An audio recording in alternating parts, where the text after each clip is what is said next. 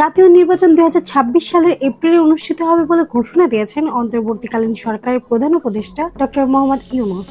ঈদের আগে জাতির উদ্দেশ্যে দেওয়া ভাষণে তিনি বলেন, আমি আজ দেশবাসীর কাছে ঘোষণা করছি যে আগামী জাতীয় নির্বাচন 2026 সালের এপ্রিলের প্রথম ভাগে যে কোনো একদিন অনুষ্ঠিত হবে। তিনি আরো জানান, নির্বাচন কমিশন যথাসময়ে নির্বাচনের বিস্তারিত রোডম্যাপ প্রকাশ করবে।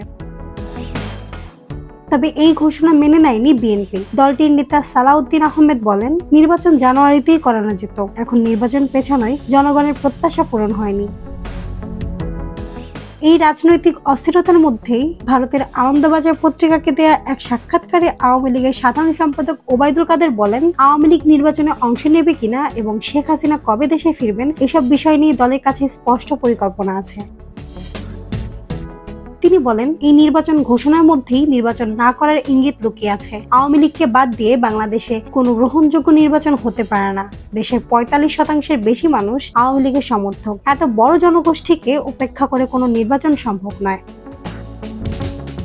ওবায়দুল কাদের জানান, আমাদের সংগঠনকে এখন আরো শক্তিশালী করাই সবচেয়ে জরুরি কাজ। আজকে আমাদের অস্তিত্ব, আদর্শ ও রাজনৈতিক ভিত্তি হুমকির মুখে, তাই সংগঠনকে গোছানো হচ্ছে। আওয়ামী লীগ একটি গণভিত্তিক দল, আমাদের শক্তির মূল উৎস জনগণ।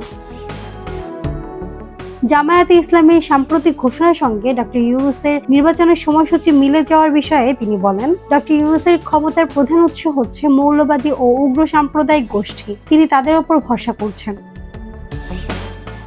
শেখ হাসিনার দেশে ফেরার বিষয়ে জানতে চাইলে ওবায়দুল কাদের বলেন, তিনি প্রতিদিন দেশের নেতাকর্মীদের সঙ্গে যোগাযোগ রাখছেন, অনুপ্রেরণা দিচ্ছেন। আমি বিকেলে তার সঙ্গে কথা বলবো। আল্লাহর রহমতে তিনি সুস্থ আছেন। তিনি আরো বলেন, শেখ হাসিনা আগেও বলেছেন দেশের জন্য তিনি ফিরবেন এবং যারা তার বিরুদ্ধে ষড়যন্ত্র করছে তাদের শাস্তি হবে। তবে তিনি কবে ফিরবেন তা এখন বলা যাচ্ছে না। সবকিছু নির্ভর করছে দেশের রাজনৈতিক পরিস্থিতি, জনগণের মনোভাব এবং আন্তর্জাতিক পরিবেশের ওপর। মাহমুদ আঞ্জুম বৃষ্টি, ডেস্ক রিপোর্ট, কথা কম।